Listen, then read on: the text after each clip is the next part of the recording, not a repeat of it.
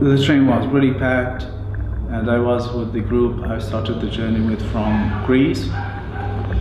We were around 10, and the train started moving, and we said, okay, here we are. The next stop gonna be Hungary. So in the middle of the way, after around maybe 4 hours, I'm not sure, but maybe 4 hours, the train stopped in the middle of the way. It was night time, and we couldn't understand why the train stopped. So we started using the phones to see on Google Maps where we are. And that's the reason why refugees have smartphones, because they need to use Google Maps to know their locations, where they are, and how to reach the next destination. And we found that we are in the between Croatia and Hungary. We start trying to search and get in touch with people to see what's happening. So we found out that there was a negotiation among Croatia, Hungary, and Slovenia, and there was discuss about that Hungary gonna close the borders, so all the trains coming from Croatia should go to Slovenia. And we couldn't see anyone official, so we asked him. We were in the middle of nowhere, and the people needed to go to the toilet, and there was no toilets on the train. So the people start jumping, using the windows to get out of the train and go behind a tree or something and come back. And in the group, in our group, there was a guy who's around 20 with his brother around 14, 15, something like that. And the kid wanna go to the toilet. And we were really afraid because it's gonna be so hard for him to climb back to the train because it's not tall enough. And we were afraid that the train could start moving suddenly.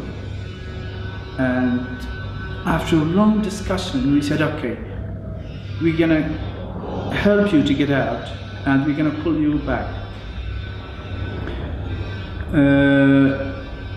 His brother and I, we helped him to go out, and half of our bodies was outside the train till he reached the ground, and he went behind a tree, and suddenly we heard the train whistle, and the train started moving slowly.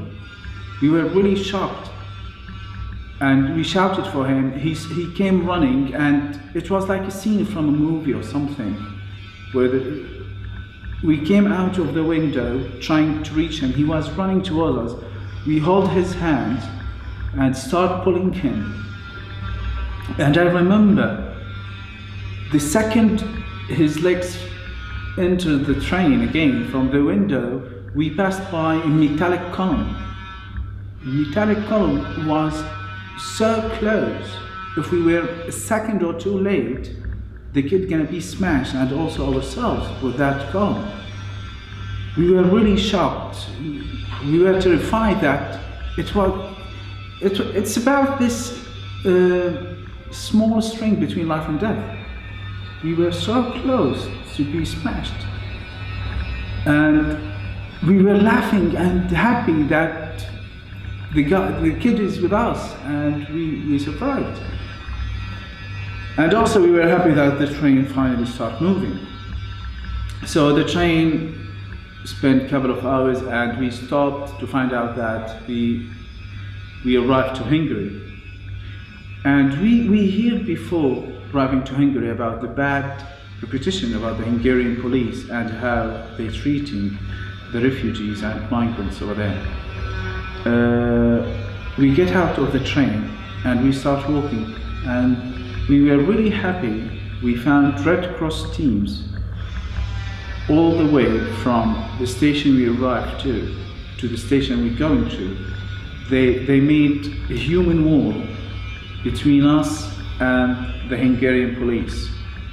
So the Hungarian police wasn't able to annoy us in any way. And we walked for around 45 minutes till we reached another station in Hungary where the train is going from there to Austria. We arrived, we were really relaxed that nothing bad happened from the Hungarian police side.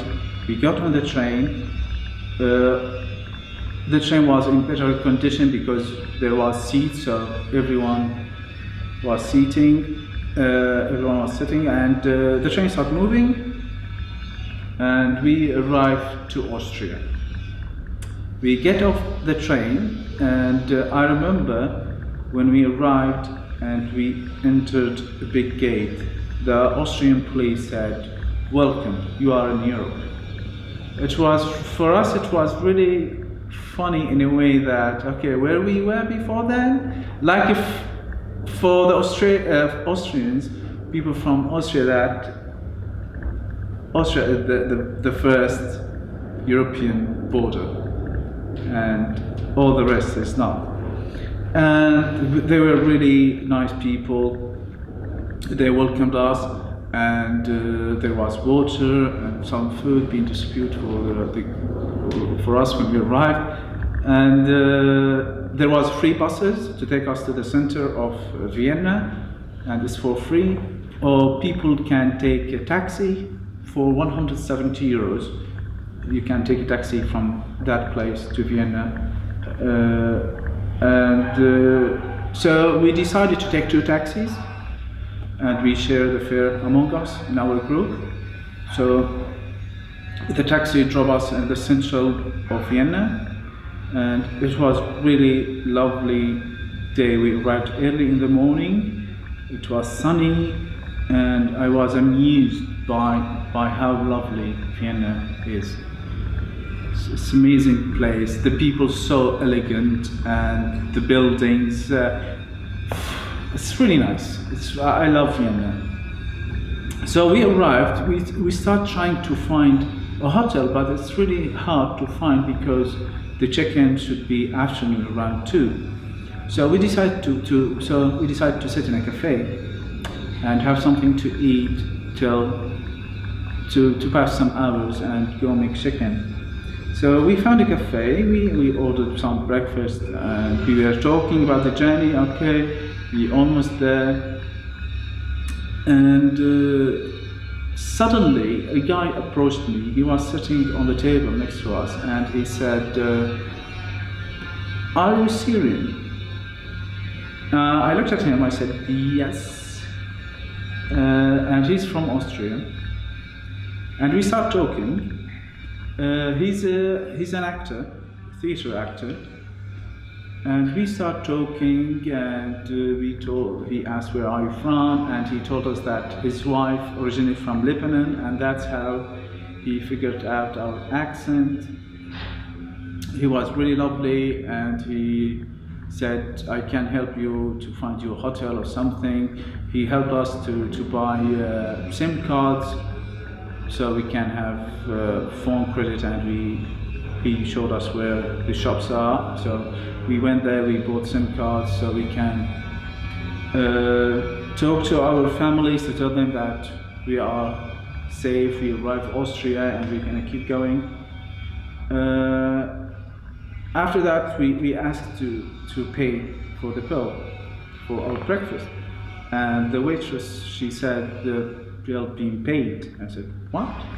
And we discovered that the guy paid our bill, and he looked at me and he apologized. He said, "Don't take it in the wrong way, but because I know the culture you're coming from, and it's a kind of hospitality in your culture to offer the guests something to eat, so I'm doing something from your own culture, so accept this invitation." And that's why he said, "That's why I paid your bill." We said, "We're gonna accept it in one condition, that you're gonna accept our dinner invitation tonight." So we invite him and his brother, who came after. He's also a lovely guy. and they helped us to make check-in in a hotel, a nice hotel, and we stayed for 2 days. Along these 2 days, they spent most of the time with us, walking us around. They helped us to book tickets in the train station from Vienna to Frankfurt. They were really lovely. We invited them for dinner, and we had a lovely evening.